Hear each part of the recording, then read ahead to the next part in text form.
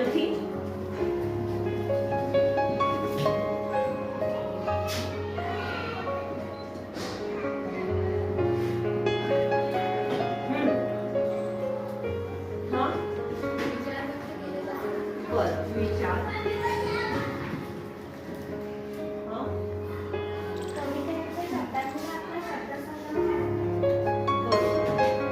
शब्दांची मांडणी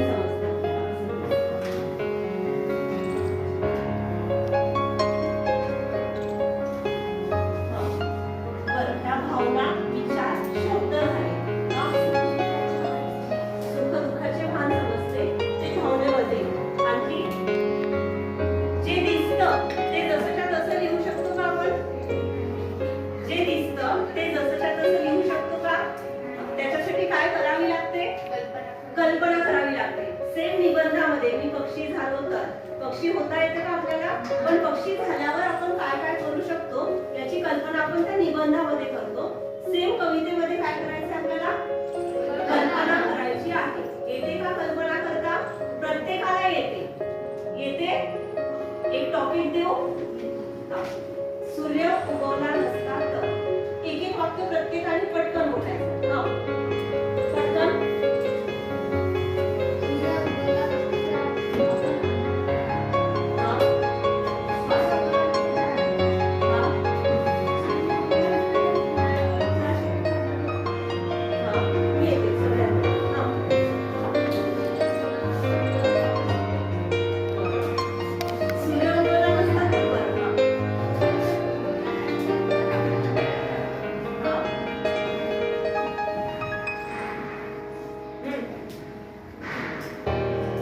याला कवितेत करू आपण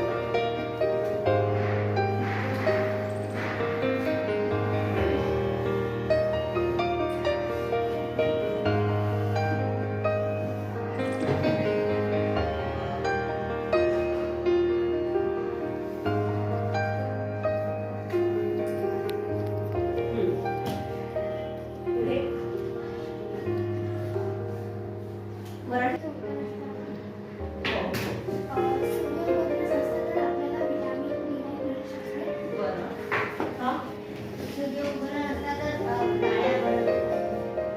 गाड्याबरोबर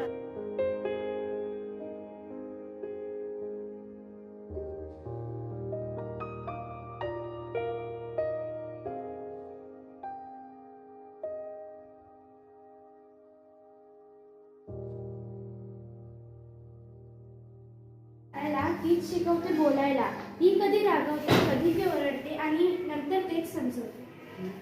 आराध्य झालाय माझी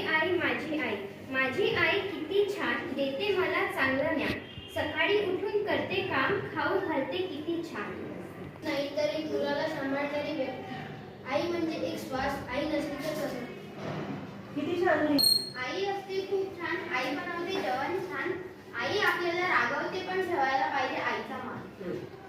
असते आई दयाळू असते आई आपल्यासाठी पदार्थ तयार करते आई आपल्याला चांगली चांगली गोष्टी शिकवते कधी ती रागवते कधी ती ओरडते आई प्रेमाळू असते आई दयाळू असते बाळाला जर कुणी काही बोललं तर आईचे मन येतं भरून बाळाला जर कुणी काही बोललं तर आईचे मन येतं भरून पण कधी आपण विचारतो तिला आई पाय चेपून देऊ कधी ती रागावते तर कधी ती मायेने हात फिरवते कधी ती रागावते तर कधी ती मायेने हात फिरवते पण तीच आपल्यात ज्ञानाचे बीज पेरते म्हणून आई ही जगाची माय मावली आई आई बोलत जातो आपण खायला भाजी पोळी मागत जातो आपण घरातली एक स्त्री आई म्हणजे घरातली एक स्त्री ती घरातली लक्ष्मी असते तिने बनवलेले जेवणाला फक्त चव नसते तिच्या जेवणात अन्नपूर्ण मातेचा आशीर्वाद असतो माझी आई सारखी कोणीच नाही त्या आई आपल्याला देते 2 पोळी ती पिते फक्त पाणी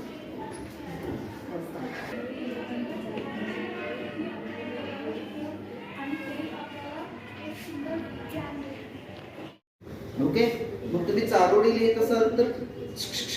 चारोळी लिहिताना काय असतं की पहिली दुसरी तिसरी चौथी ओके हा पहिला दुसरा, तिसरा आणि चौथा 4 ओळी असतात, बरोबर.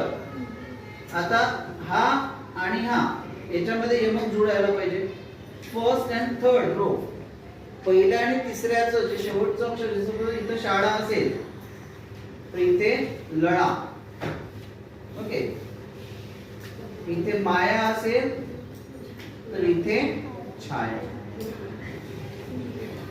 म्हणजे दुसऱ्या आणि चौथ्याचं यमक जोडायला पाहिजे आणि पहिल्या आणि तिसऱ्याचं यमक जोडायला पाहिजे, तेव्हा ती चारोळी परफेक्ट होते. नाहीतर मग आणखी सोपी सोपी प्रत्येक याचं सगळ्याचं एकच यमक ठेवायचं. इथे वेळा आहे तर इथे वेळा, इथे वेळा, इथे वेळा, सेम वर्ड मध्ये मिनिंग पाहिजे. थेंब बरसो माझ्या दिशेत, असेच दिवस गेले, महिने गेले, तरी पाऊस आला नाही. त्या वेड्या चातकाने दुसरीकडचे पाणी चापलेच नाही. पावसाच्या प्रतीक्षेत त्याने जीव गमावला. आता त्या चातकाच्या जागेवरती त्याचे काही पंख आणि सांगाडा उरला. म्हणजे तो चातकाचं